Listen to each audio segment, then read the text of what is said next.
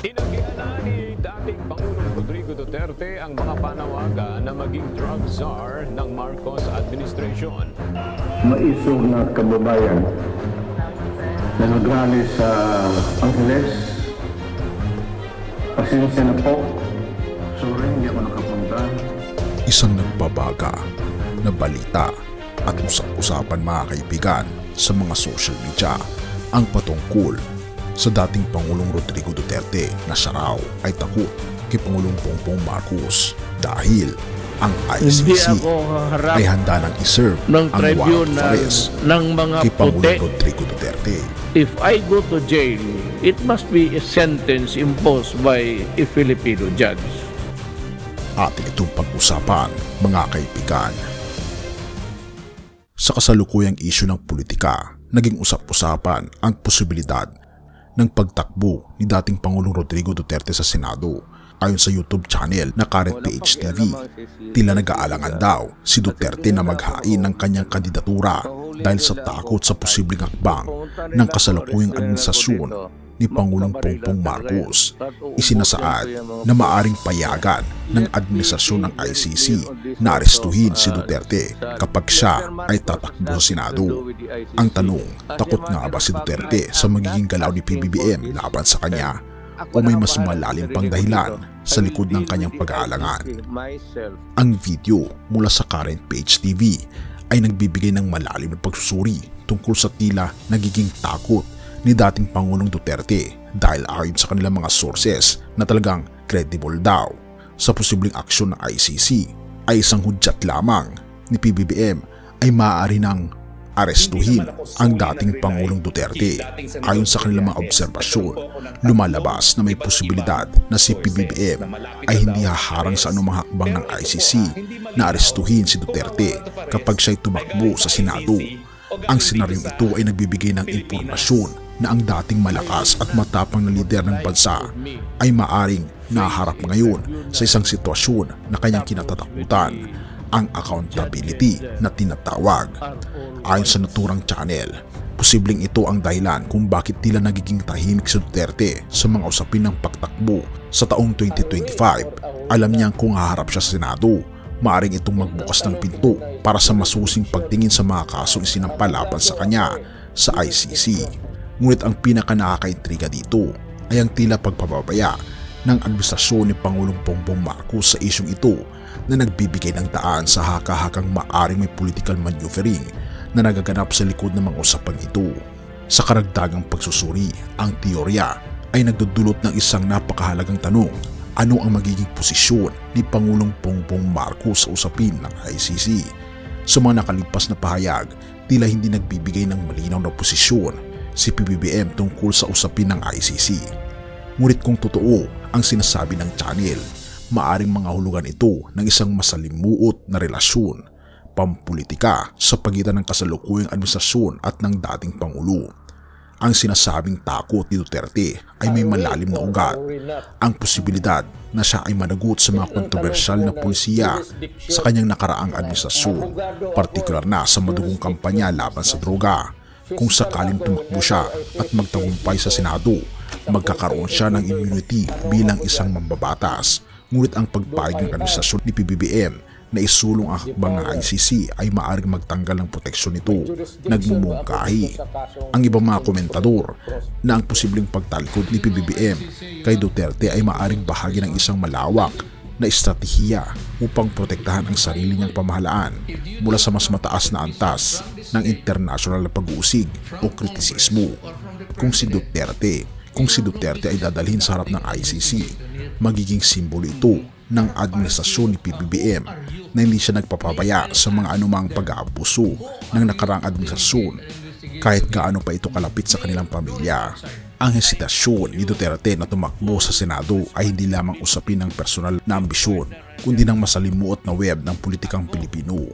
Kung totoo nga ang mga pahayag ng Current PH TV, Ang mga susunod na buwan ay magiging mahalaga upang malaman natin kung ano ang magiging kapalaran ng dating Pangulo at kung paano maglalaro ang mga puwersa ng kapangyarihan sa likod ng administrasyon ni Pangulong Bongbong Marcos.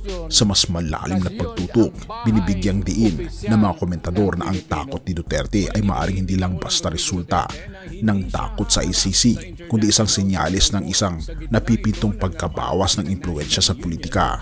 Sa mga nagdaang taon, si Duterte ay isa sa mga pinakamakapangyarihang personalidad sa bansa, ngunit tila nagbabago ang hangin ng politika.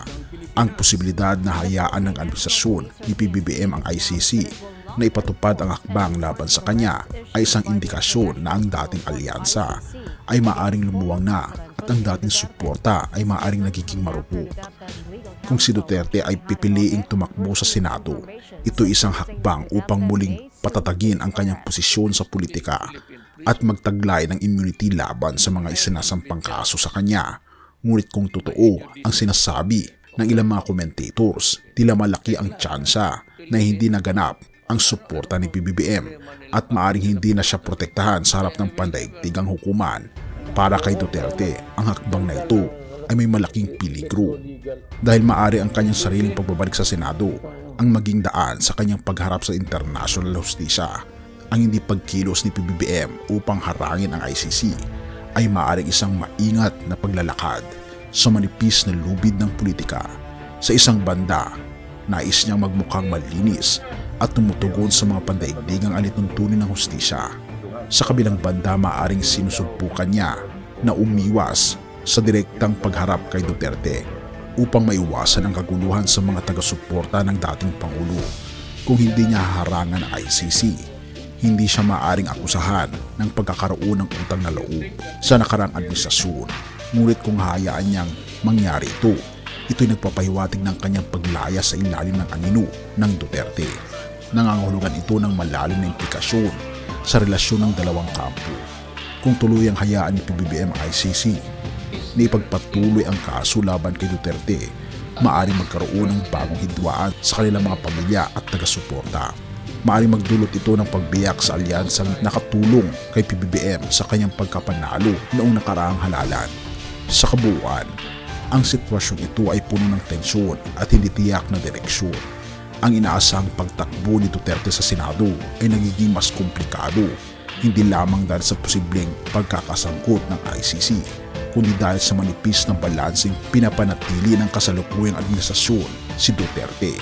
Nakilala sa kanyang tapang at malakas na paninindigan, ay tila nag-aalinlangan ngayon. Napapaisip kung ang kanyang mga galaw ay magpapahamag sa kanya o magdadala ng panibagong tagumpay. Kung totoo ang lahat ng mga kaisipang ito, isang bagay ang malinaw. Ang kalakaran ng politika sa Pilipinas ay patuloy na nagbabago. Ang mga hakbang ni Duterte o ang kanyang pag-iwas sa entablado ng Senado ay magdudulot ng malaking epekto sa darating na panahon. Mateo 5:16.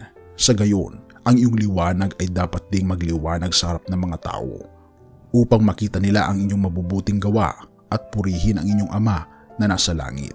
Sa talatang ito, pinaalalahanan tayo ng ating Panginoong Hesus na tayo ay dapat maging liwanag sa mundo. Sa bawat mabuting gawa, bawat maliit na tulong, at bawat pagmamalasakit sa kapwa, ipinapakita natin ang presensya ng ating Panginoong Diyos sa ating buhay. Hindi natin kailangan maging perpekto, ngunit sa pamamagitan ng ating mga aksyon maaari nating gabayan ang iba patungo sa kanyang liwanag. Tandaan natin na sa bawat pagkakataong ibinibigay sa atin ng ating Panginoon Diyos, ito ay isang pagkakataon upang maging instrumento ng kanyang kabutihan. Kung tayo ay puno ng pagmamahal at malasakit, ang mga tao sa ating paligid ay makakakita ng kanyang presensya at papurihan siya sa pamamagitan ng ating buhay. Kahit gawin natin ang bawat araw bilang oportunidad upang maging liwanag sa kadiliman ng mundo, purihin ang ating Panginoong Diyos at tayo manalangin. Ama naming Panginoong Diyos na nasa langit, salamat po sa biyaya ng liwanag na ibinibigay ninyo sa aming buhay. Patuloy niyo po kaming gabayan upang maging mabuting halimbawa sa iba. Tulungan niyo po kaming makita ang mga pagkakataong maglingkod at magbahagi ng pagmamahal sa aming kapwa. Naway sa bawat gawain namin ay makikita ang iyong kalulatian at kabutihan. Ipinagdarasal po namin na patuloy ninyong palakasin ang aming loob upang magsilbing ilaw sa gitna ng mga pagsubok at kadiliman. Purihin ka, o aming Panginoong Diyos, at patawarin po kami sa lahat ng aming pagkukulang at pagkakasala, sapagkat ito aming samot hiling sa matamis na pangalan ng aming Panginoong Hesus. Amen.